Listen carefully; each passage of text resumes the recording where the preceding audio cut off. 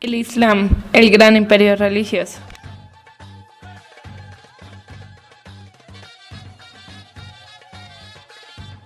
Uno de los acontecimientos más trascendentales de la historia de la humanidad fue la aparición en el primer tercio del siglo VII de un nuevo sistema religioso, social y político que surgió en el corazón de la península arábiga y que en poco más de 1200 años se expandió alrededor de todo el mundo. El Islam es una religión monoteísta abrahámica cuyo lema radica en la veracidad, su objetivo es la justicia, su espíritu se centra en la misericordia y la paz y su fortaleza se establece a partir de la verdad y el perdón.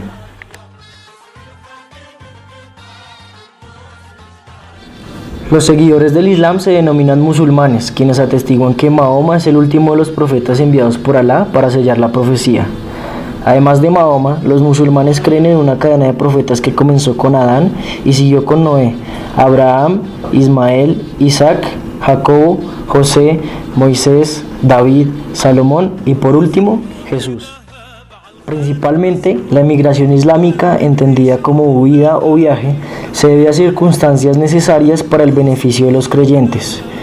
Viajar hace parte del destino especial por su significado y su valor espiritual, haciendo referencia y entendiendo con sabiduría las palabras de Alá. Los musulmanes viajan para buscar el sustento, viajan para comerciar y para obtener una ganancia que aumente los ingresos mínimos, y también viajan en busca del conocimiento y del saber.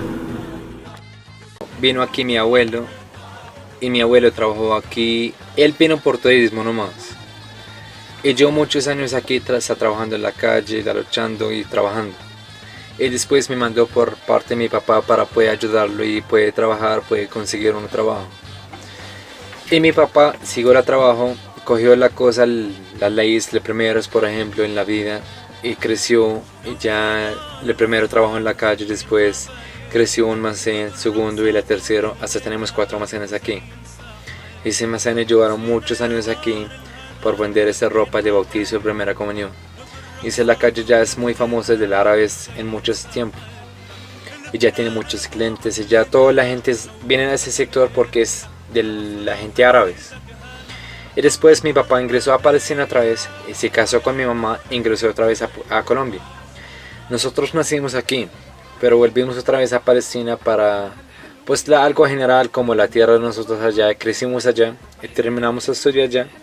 Ingresamos, yo personalmente me ingresé en 2 años aquí a Colombia y hasta el momento está siguiendo la vida, estamos trabajando y en la Colombia. Yo puedo decir Colombo palestino yo porque yo nací aquí pero me crecí en Palestina.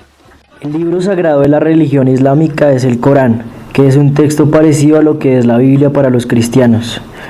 El Corán contiene las palabras específicas que Alá reveló al profeta Mahoma, quien las aprendió de memoria y las dictó luego a sus compañeros. Nosotros se llama el Corán. El Corán es muy importante por decir muchas cosas por la vida, por Dios, por la religión, para explicar a nosotros muchas cosas en la vida, de historias antes y después también. Nosotros sabemos muchas historias también del Virgen de ustedes, de Jesús. Todas esas historias también sabemos por el Corán. Y para explicar para cosas después, para explicar a nosotros leyes también cómo tenemos que hacerla. Por no matar, por no robar, por muchas cosas. Todas las leyes las explican por el Corán. Y para enseñar cosas a nosotros mucho por el Corán. Los musulmanes hablan de los 5 pilares del Islam, los cuales constituyen el marco de vida para los creyentes. El primero se llama Shahadatain, segunda es Salah, tercera Ramadán Som, y cuarta es el Zakah y 5 es el Hajj. El primer pilar del Islam es la profesión de la fe islámica, Shahada, es decir, que no hay más divinidad que Alá y Mahoma es su único mensajero. La creencia sincera en el Shahada basta para ser considerado musulmán. Sin embargo, de acuerdo con la doctrina islámica, por sí sola no basta para conducir al creyente al paraíso. Para ello es necesario el cumplimiento de las obligaciones de los otros 4 pilares. 5 veces al día, cientos de millones de musulmanes en todo el mundo interrumpen sus quehaceres para orar. Es a través del salat o la oración que todos los creyentes del Islam se conectan con Alá.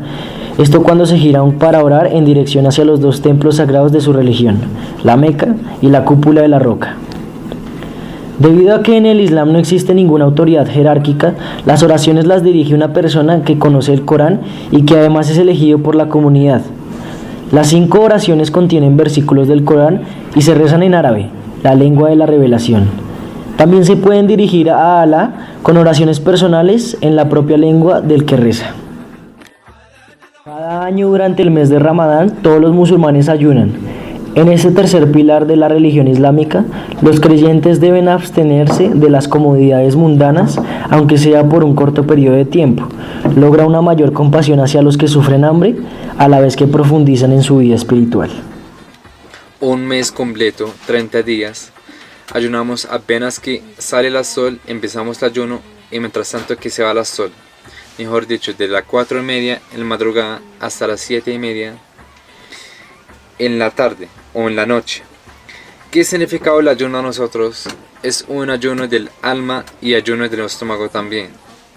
Ayuno del alma para sentir muchas cosas de religión, conseguimos más con el Dios, hablamos, rezamos, dejamos por tanto pensar en otras cosas y solamente en las cosas de religión, de Dios, de la vida, de nosotros, que Dios me da a nosotros, que tenemos en cosas.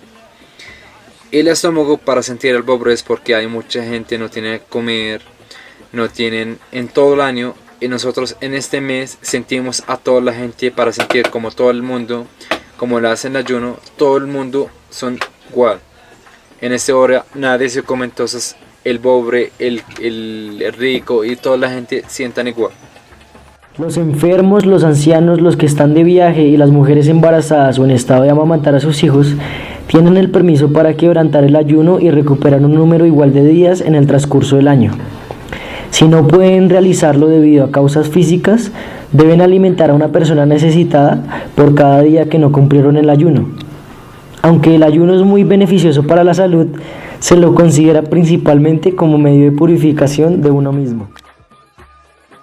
Uno de los principios más importantes del Islam es que todo pertenece a Alá y que por tanto la riqueza la tienen los hombres en depósito.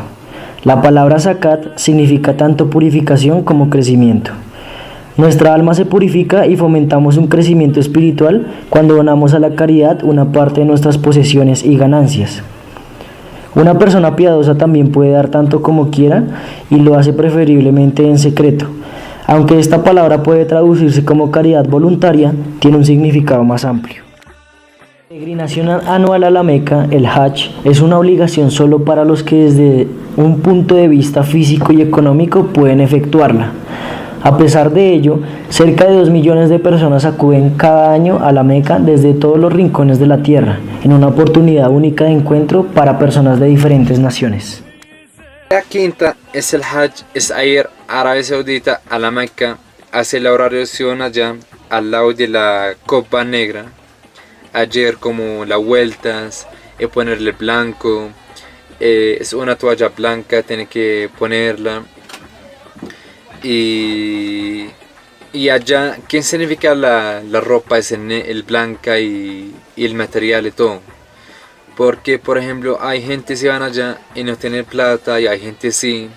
Entonces, para meter al auto en derechitos así, en un lado, en un punto, todos mismo ropa, mismo material. No hay significado. Tú miras a ellos todos, te ves todo igual. No hay, uy, se ve la cara, uy, tiene más plata y otro no. Todos son igual, mismo material, sencillos, normales. No piensan, cada uno solamente a ir allá. De pronto a pedir de Dios, está enfermo, necesito algo, hablar con Dios, pedir todo lo que necesita, allá puede hacerlo. La clausura del Hajj se celebra en todas las comunidades musulmanas del mundo con una fiesta, la Eid al-Adha, en la que se reza y se intercambian regalos. Esta fiesta de la Eid al-Fitr, el día que conmemora el final del Ramadán, son las principales celebraciones del calendario islámico. Uno de los países más importantes para la religión islámica es Palestina. El lugar donde nació el cristianismo y el judaísmo es también territorio sagrado para los musulmanes, destino de peregrinaje para millones de creyentes. Los judíos reclaman que Dios le prometió la tierra a Abraham, pero los palestinos descienden de los árabes desde aproximadamente el siglo VII.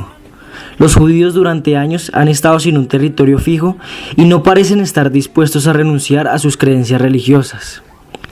Luego de las masacres sufridas por las grandes potencias, los judíos crean el sionismo, que consiste en su regreso a la Tierra Santa.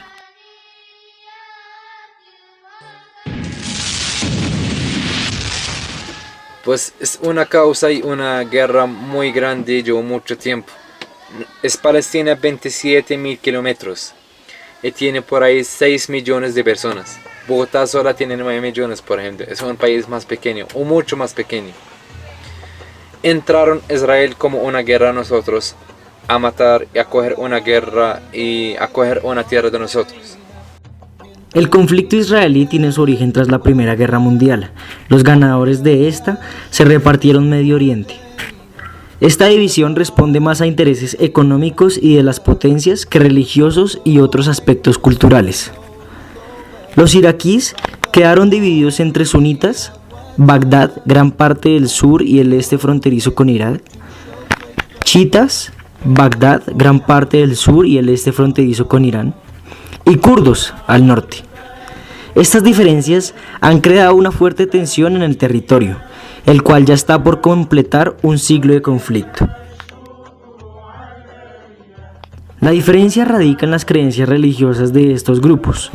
Todos creen en un mismo Dios y profesan las enseñanzas del Corán, pero los chiitas creen que el líder espiritual debe ser un descendiente directo de Mahoma, mientras que los sunitas y los kurdos creen que el profeta debe ser un hombre bueno según lo establecido en el Corán.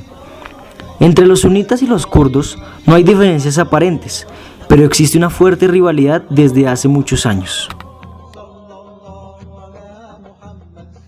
Se dice además que los musulmanes chiitas, sunitas y los mismos kurdos fueron forzados a cohabitar un territorio común y a formar parte de una nación de la que no se sentían partícipes.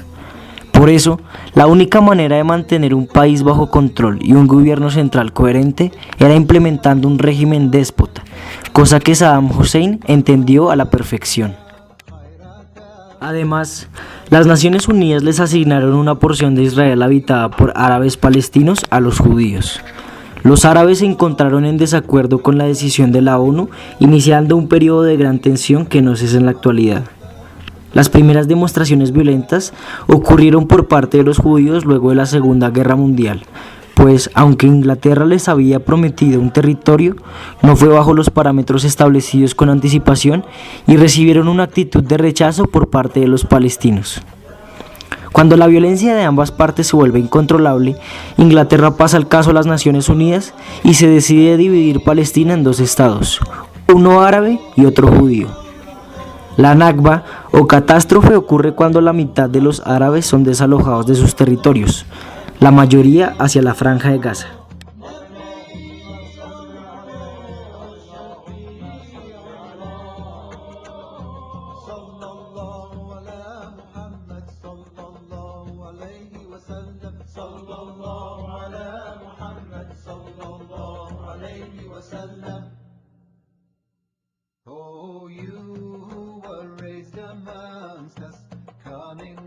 Jordania, Siria y Líbano brindan territorios para refugiados en los que los árabes viven en situaciones precarias y sin un hogar estable.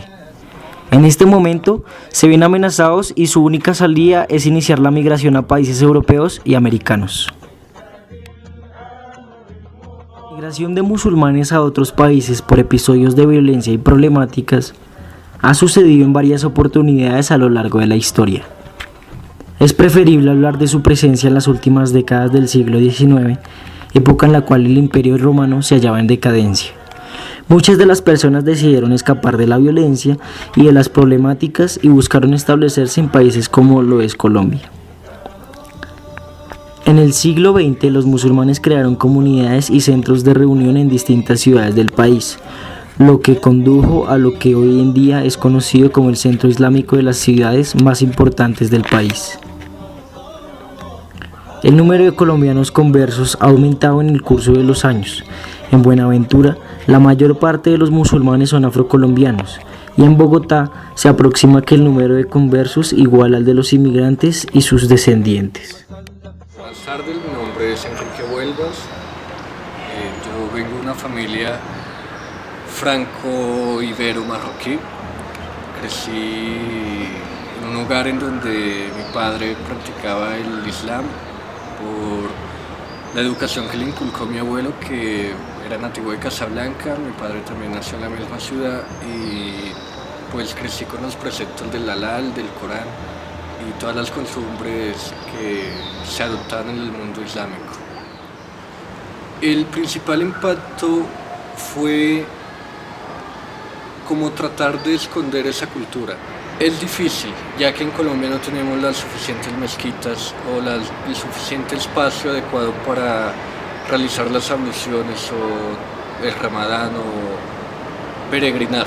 También es muy difícil porque nosotros tenemos unas costumbres alimenticias en donde algunos alimentos son prohibidos, como los camarones, los mariscos, el cerdo, y encontrar esos productos, esa carne, ese ternero halal en Colombia es un poco más complicado.